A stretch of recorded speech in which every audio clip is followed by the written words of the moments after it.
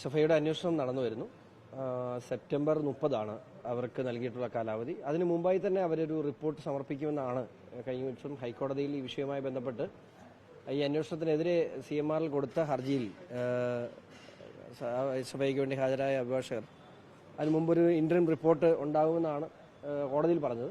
അതിനെക്കുറിച്ച് അറിയത്തില്ല. ഞാൻ അടുത്ത ദിവസം കേസ് വരുമ്പോൾ ഈ റിപ്പോർട്ട്സ് വല്ലതും ഉണ്ടോ, ഇനി അതോ സെപ്റ്റംബർ 30 അവരുടെ റിപ്പോർട്ട് ഉണ്ടാകുമെന്ന് അറിയില്ല. ഇതാണെങ്കിൽ കോടതിയുടെ നിരീക്ഷണത്തിൽ തന്നെയാണ് കാര്യങ്ങൾ ഇപ്പോൾ പോകുന്നത്. അന്വേഷണം നടക്കുന്നുവെന്ന് വിശ്വസിക്കുന്നു. തീർച്ചയായിട്ടും നിയമ നടപടിയായിട്ട് എൻ്റെ ഉത്തരവാദിത്തം കഴിഞ്ഞു. എൻ്റെ ഉത്തരവാദിത്തം ഇത് കൃത്യമായൊരു അന്വേഷണം നടക്കുക എന്നുള്ളതായിരുന്നു. ആ അന്വേഷണം കോടതി വഴി അല്ലെങ്കിൽ പോലും കോടതി പരാമർശിച്ചു. ആ സമയത്ത് ഗവൺമെന്റ് ഈ അന്വേഷണം ഓർഡർ ചെയ്തു. ആ അന്വേഷണം തൃപ്തികരമല്ല എങ്കിൽ മാത്രമാണ് എനിക്കിനി അതിനകത്ത് ഇടപെടാൻ കഴിയും. എൻ്റെ ഉത്തരവാദിത്തം ഇവിടെ അവസാനിച്ചതാണ്. കൂടുതൽ ഇനി സെപ്റ്റംബർ 30 ശേഷം എന്താണ് അതിൻ്റെ ഇപ്പോൾ അതിനകത്ത് പ്രത്യേകിച്ച് അന്വേഷണത്തിന് വ്യക്തമായ കാര്യമാണ്. പ്രത്യേകിച്ച് അന്വേഷണത്തിൻ്റെ റിപ്പോർട്ടിൻ്റെ ആവശ്യമൊന്നുമില്ല. ആ പണം കൈപ്പറ്റിയത്